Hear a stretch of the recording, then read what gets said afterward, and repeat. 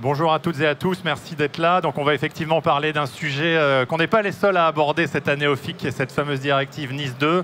Et on va l'aborder sous l'angle du budget pour voir comment se préparer au mieux et anticiper ce qu'on peut anticiper pour l'arrivée de la transposition française de cette directive. Bon, on a gagné le temps des présentations, donc on peut passer directement à la slide d'après. Si vous voulez en savoir plus sur tout ce que fait Advance, on est au stand C1 à côté de l'escalier, pas très loin de l'entrée. On va rentrer dans le vif du sujet avec un petit rappel sur Nice 2 et puis progressivement, on va rentrer donc dans le vif du sujet sur le budget. Je prends le relais du coup. Nice 2, sujet presque aussi populaire que l'IA cette année. Petit retour en arrière du coup sur le sujet. Nice 2, c'est la suite logique de Nice 1. Donc jusqu'ici, normalement, tout le monde suit, tout va bien. Nice 1, c'était le premier texte européen qui avait pour vocation d'aligner le niveau cyber à l'ensemble de l'échelle européenne. Il date de 2018, déjà, ce texte dans sa première version. Et malheureusement, fort de constater que depuis 2018, les cyberattaques n'ont cessé de progresser. Et je pense que autour de cette salle, personne ne nous contredira. Donc l'Europe a décidé de revoir un petit peu sa ligne directrice et de s'améliorer. Et donc c'est pour ça qu'ils sont en train de pencher sur ce sujet et cette suite qu'est Nice 2, avec toujours le même objectif, augmenter le niveau cyber à l'échelle européenne et viser que les entreprises soient le mieux préparées et se limitent le plus possible aux cyberattaques. Une des principales nouveautés de ce texte, c'est l'augmentation de son secteur d'activité. On passe d'une quinzaine de secteurs Nice 1 et sur des entreprises très limitées et les plus critiques, là où Nice 2 veut élargir grandement son spectre, on y reviendra juste après. Et une des petites nouveautés également, c'est la partie sanctions, vu qu'on parle budget, on va parler chiffres tout de suite sur cette thématique. 2018, ça rappelle un autre texte qui est entré en vigueur la même année, c'est le RGPD, qui a plutôt bien marché en termes de sanctions et d'emmener les entreprises à se mettre en conformité. C'est pas parfait, mais en tout cas, les entreprises sont bien meilleures sur ce volet, et c'est notamment grâce au sujet de la sanction, malheureusement, qui a contribué à tout ça. Et du coup, l'Europe a décidé de voir que ça marchait plutôt bien et d'aligner ce budget pour Nice 2. Donc on parle de 2% du chiffre d'affaires mondial pour les entreprises qui ne seraient pas en conformité sur le sujet. Voilà. Donc pour toutes les entreprises qui avaient un petit peu provisionné dans la ligne budgétaire d'éventuelles amendes, ça devient plus compliqué avec Nice 2 sur ce volet-là. Une date importante, octobre 2024, c'est la deadline que la France et tous les pays européens ont pour transposer dans sa directive, et c'est l'ANSSI qui s'y colle pour nous. C'est notre plus belle slide, on a tout donné sur celle-là. On va y revenir juste après, pourquoi cette différence. Le premier volet qui est important, c'est pas la peine d'attendre aujourd'hui d'être notifié, à savoir si vous êtes assujetti à Nice 2, parce qu'aujourd'hui, le secteur, comme je l'ai dit, est beaucoup plus large. On va parler de dizaines de milliers d'entreprises qui vont être concernées. Donc l'ANSSI ou toute autre autorité n'aura clairement pas le temps de venir vous prévenir individuellement si vous êtes concerné. Donc voilà, pas de courrier pour celui-là. La lettre qui a été suivie, c'est nul n'est censé ignorer la loi. Donc à vous de vérifier si vous êtes concerné. Et alors, la bonne ou la mauvaise nouvelle, ça dépend de quel côté on le prend, mais il y a de grandes chances que vous soyez plutôt concerné que vous ne le soyez pas, vu à tous les secteurs d'activité qui sont concernés. Et si vous avez la chance de ne pas l'être, il y a de grandes chances que certains de vos clients le soient, et donc, par la force des choses, vous le soyez également. Juste quand même pour revenir sur cette petite illustration, il y a un des nouveaux secteurs de Nice 2 qui est concerné, c'est le secteur de la fabrication, qui est un secteur ultra vague, ultra vaste. Et voilà, pour la petite histoire, si vous fabriquez des tricycles, vous êtes concerné par Nice 2, sauf si vous faites des tricycles en plastique. Là, vous êtes exempté, vous ne l'êtes pas. Ça fait partie des petites subtilités qu'introduit le texte. Néanmoins, tout est quand même relativement clair dans qui est concerné, qui ne l'est pas. Ouais, il suffit de regarder les petites lignes, on se fera un plaisir de répondre à cette question si vous l'avez. On parlait budget, on va quand même rentrer dans le vif du sujet. Ce chiffre, je le cache un petit peu, mais on voulait quand même en mettre en avant, c'est le million d'euros. Rien à voir avec une carte à gratter, mais grosso modo, ça va dépendre de chacun d'entre vous, de votre maturité, de vos appétences au sujet de la cyber. Néanmoins, on se rend compte que ça va très très vite de se mettre en conformité à Nice 2, tout simplement parce qu'il y a ce nouvel article 21 qui est une des nouveautés également de Nice 2, ou côté Nice 1, ce qui avait plutôt mal marché, c'est qu'ils n'avaient pas fixé les exigences à mettre en œuvre, et donc chaque pays a eu la petite latitude de transposer comme il voulait, et on s'est rendu compte du coup que c'était un petit peu n'importe quoi, et que tous les pays n'ont pas du tout transposé de la même manière avec le même niveau de maturité.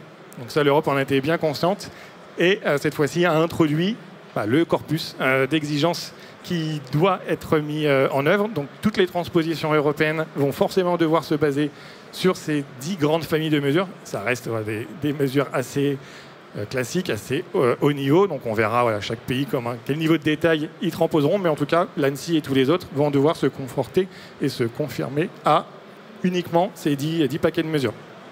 Quand on les regarde, on ne va pas les reprendre dans le détail, mais on retrouve tous les concepts cyber du genre. On a de la gouvernance, on a de la protection, on a de la défense, on a de la résilience. Voilà. Tous les sujets normalement qui vous passionnent et qui sont votre quotidien depuis de nombreuses années.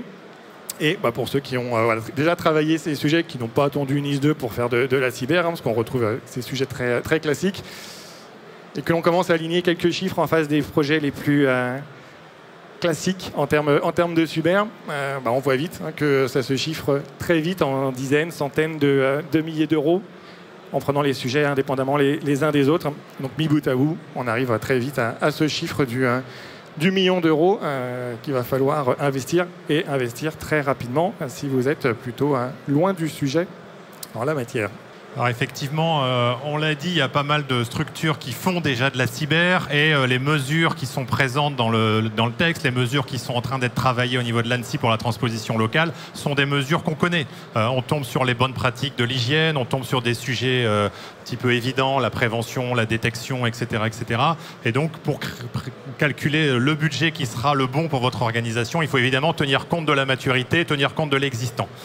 Donc certains vont nous dire, non, mais c'est bon, j'ai déjà déployé un EDR, j'ai fait de la ségrégation réseau, j'ai un corpus documentaire. L'élément extrêmement important, c'est de se dire, est-ce que ça a été mis jusqu'au bout? Est-ce que ça a été déployé jusqu'au bout? Et pour les chantiers qui n'ont pas encore été préparés, comment vous pouvez construire des estimations budgétaires? Un point assez important, c'est notamment sur les technologies un petit peu inévitables maintenant. Est-ce qu'on a fait vraiment le tour du sujet? Le baromètre du Césin a mis en avant en début d'année, par exemple, des taux de déploiement assez intéressants sur des technos bien installés maintenant, comme l'EDR, comme le WAF, comme le firewall, comme le MFA. Mais la question à vous poser, c'est est-ce que vous l'avez vraiment déployé partout? On sait bien que parfois les 20% restants sont les plus compliqués parce qu'il y avait une exception métier pour déployer EDR, parce qu'il restait un petit morceau de réseau qui n'était pas pris en compte dans la ségrégation. Donc le point important, c'est de se dire, est-ce qu'on a bien fait l'exercice de déployer partout? Parce que, élément assez structurant pour Nice 2, c'est quasiment l'ensemble du système d'information. Le périmètre, c'est le système d'information réglementé, mais là aussi, nul n'est censé ignorer la loi. Ça sera à vous de démontrer qu'un morceau n'est pas réglementé. Et pour pas mal de structures, finalement, il y a un seul SI et ça sera potentiellement tout le SI qui sera concerné. Donc, déployer jusqu'au bout. Et pour les sujets qui n'ont pas encore été mis en place, il va falloir trouver des abacs assez rapidement. Par exemple, évidemment, il y a un sujet sur l'IAM. C'est un inévitable, la gestion des identités et des accès. Peut-être que vous avez mis en place de l'IAM. On avait par exemple 60% selon le Césin qui a mis en place de l'IAM. Mais est-ce que vous avez sécurisé l'Active Directory? Est-ce que vous avez un bastion? Est-ce que vous gérez bien les accès distants des partenaires? Donc ça fait partie des choses à structurer, parce que par exemple, pour mettre un bastion et faire du tiering d'Active Directory, on va vite être dans les 50 à 100 000 euros. Et comme le disait Nicolas, ça va venir assez vite. On ne sait pas encore comment la France va se positionner. Est-ce que les sanctions seront dès le mois de novembre, après l'entrée du texte? Il y aura peut-être une période de grâce. En tout cas, il faudra se préparer à aller vite et donc avoir des abacs. Et donc, encore une fois, se projeter sur l'ensemble du système d'information. Dans beaucoup de cas, c'est l'intégralité du SI qui sera concernée et pas uniquement un morceau. Donc la technologie, comme toujours, va aider, mais ça sera la technologie à déployer partout. Et l'autre point important en termes de nature de dépenses, ça va être le volet plutôt RH.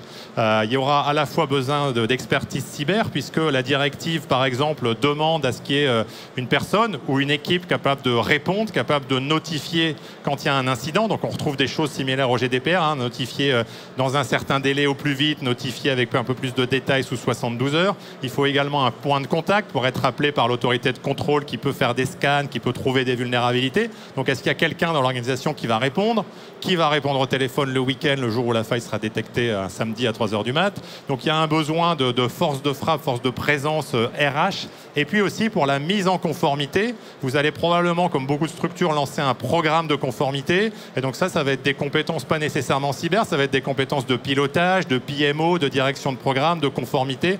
Donc ça, c'est peut-être plus pour une période limitée dans le temps pour rattraper potentiellement du retard, mais ça va être aussi des compétences à sourcer en interne, en externe. On sait tous comment se passe le marché du recrutement dans la cyber, donc ça fait partie des choses à anticiper. Ce n'est pas uniquement des dépenses en matière de technologie, mais c'est aussi de l'effectif, encore une fois, interne ou externe, à approvisionner. Et voilà, pour conclure, l'élément important, c'était de vous dire qu'il va falloir se préparer parce que la directive, on a parlé d'une date clé, c'est le mois d'octobre, donc vers la mi-fin octobre. Et peut-être qu'à ce moment-là, dans votre structure, l'exercice budgétaire sera déjà fait. Donc il va y avoir un petit challenge de timing, c'est comment je prépare le budget 2025 pour me préparer à Nice 2, en sachant que le texte officiel sera peut-être pas encore sorti du législateur en France, donc il va falloir anticiper. Notamment, c'est pour ça qu'on propose un certain nombre d'abacs, un certain nombre d'éléments pour construire ce budget. Il ne faut pas rater le train du budget 2025, parce que sinon, vous allez avoir le budget pour 2026, et là, vous seriez sérieusement en retard.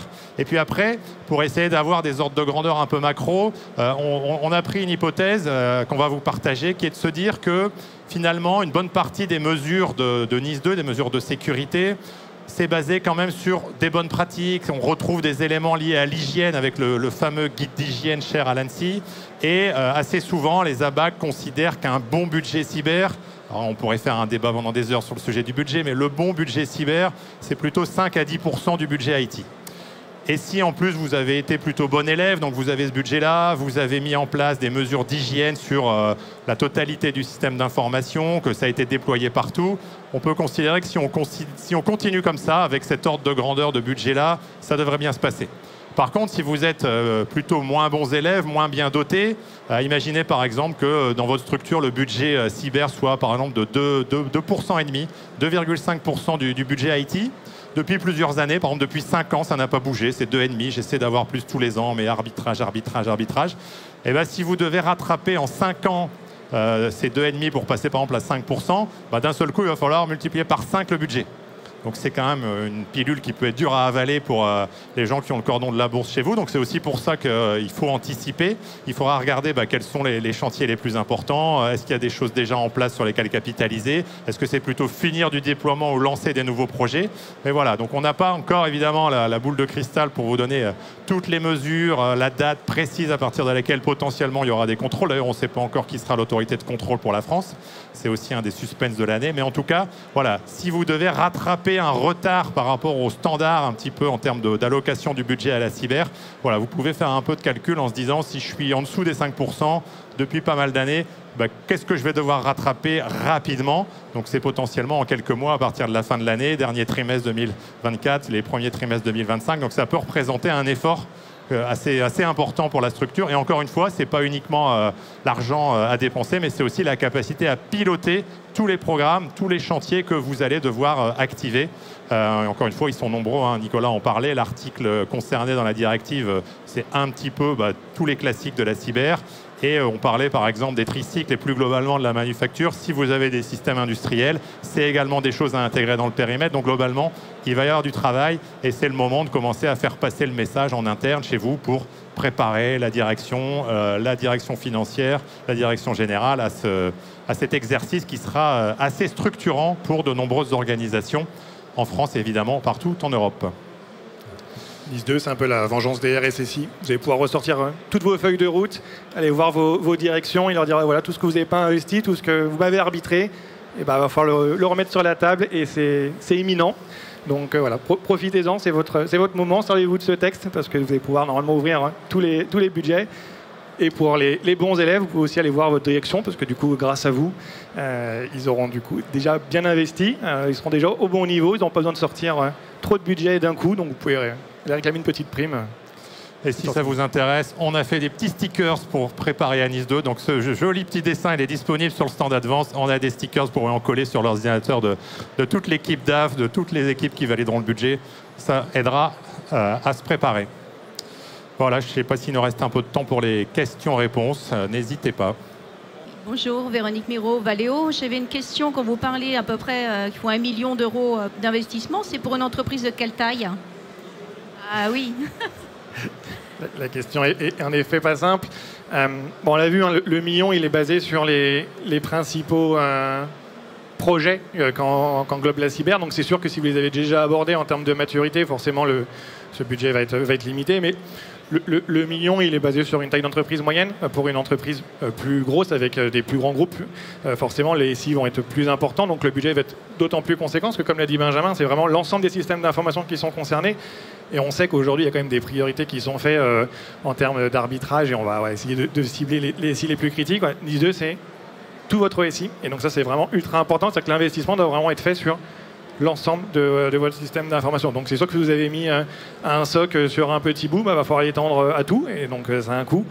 Si vous avez géré pareil votre projet d'IAM sur quelques applications, il va falloir l'étendre. Voilà, donc c'est tout ce périmètre global qui fait qu'on arrive à ce chiffre relativement important. Mais voilà, pour une PME, ça va être forcément peut-être un petit peu moins parce qu'il va être plus restreint leur système d'information, mais on va quand même parler de plusieurs centaines de milliers d'euros. Pour un grand groupe, ça va se chiffrer en peut-être plusieurs millions. Hein.